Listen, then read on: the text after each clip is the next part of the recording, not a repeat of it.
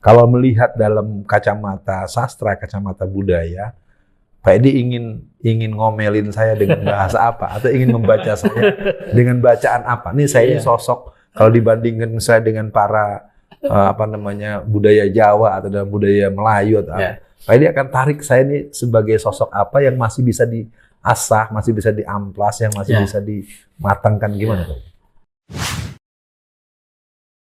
Ini tinggal secara pengalaman sudah sangat banyak, bacaan juga banyak, tinggal kemudian bagaimana Pak Alfian memoles ungkapan-ungkapannya sehingga akan lebih lebih menyentuh gitu, lebih mengena. Karena kadang-kadang orang tidak cukup hanya dengan digedor logikanya digedor berpikirnya gitu, tapi juga kadang-kadang harus disentuh rasanya. Nah, ini menyentuh rasa juga bagian yang sangat penting saya kira.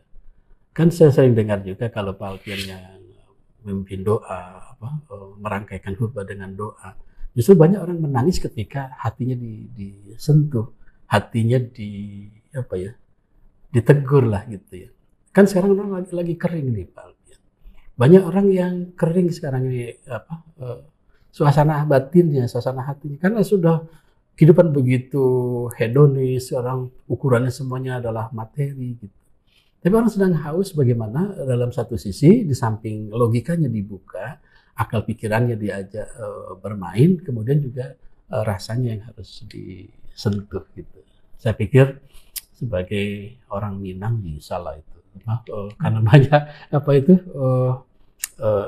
budaya-budaya Minang itu sangat kuat itu untuk bisa mengembangkan sisi-sisi dari kekuatan emosional. Dalam pengembaraan saya dengan bagian-bagian yang mungkin Pak Edi tahu saya tekuni ya, kadang-kadang saya terpikir untuk berhenti ya memahami itu. Tapi satu waktu saya ingat Pak Edi pernah kirim chat japri pada saya.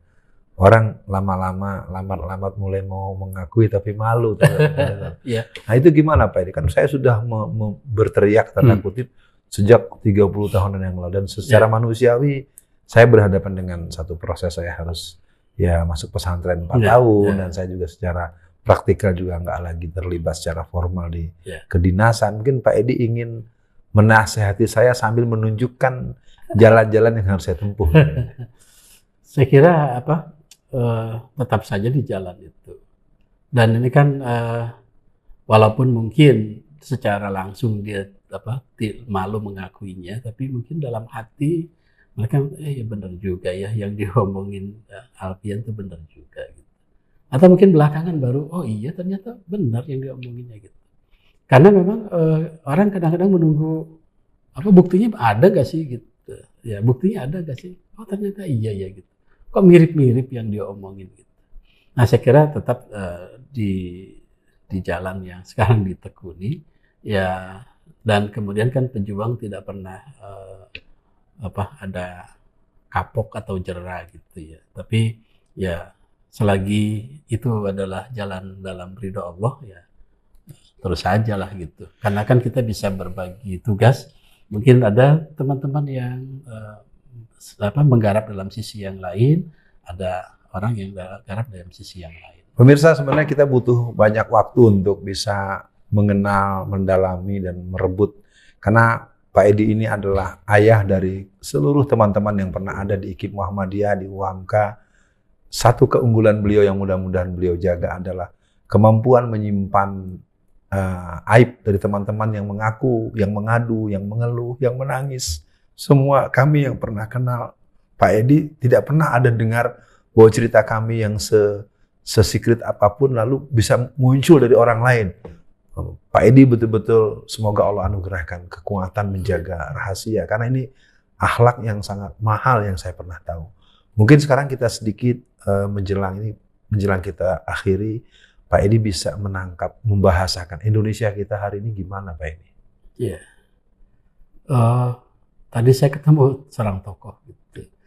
Kata beliau, jadi sekarang ini masyarakat kita, generasi kita, walaupun dikasih fakta, dikasih data, dikasih informasi, nggak kaget tuh. Gitu. Iya. oh gitu ya, gitu, cuman gitu aja, nggak kaget ya. Nah ini kan PR yang berat ini untuk membangun sebuah kesadaran itu memang PR yang berat. Harus dibangun kesadaran itu. Ya memang berbagai cara, berbagai sisi.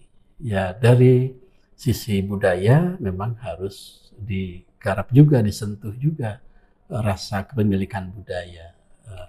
Kemudian dari sisi logika berpikir ya juga.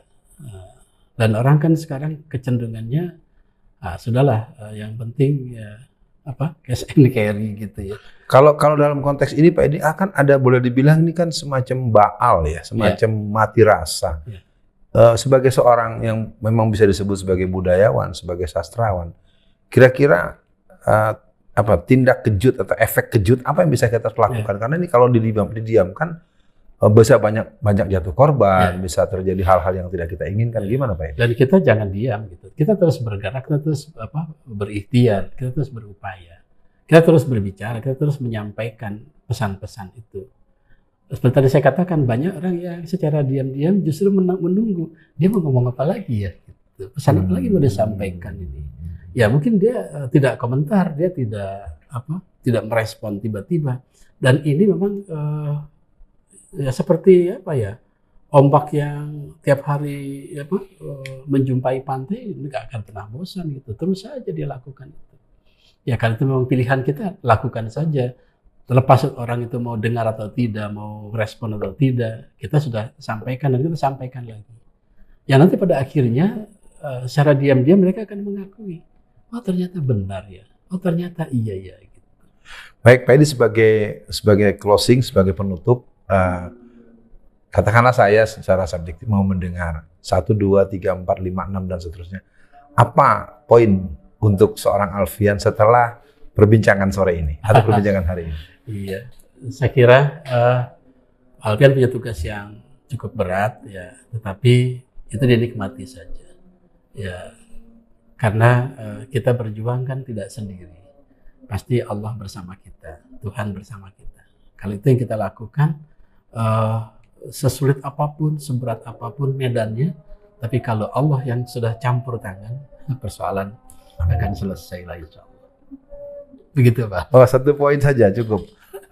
Pemirsa sekalian, seiring dengan azan kita sudahi dan mudah-mudahan di lain kesempatan kita bisa jumpa dengan Pak Edi dan kita akan jadikan ini bagian daripada edukasi umat. Dan terima kasih buat Pak Edi atas kesediaan mengorbankan waktu.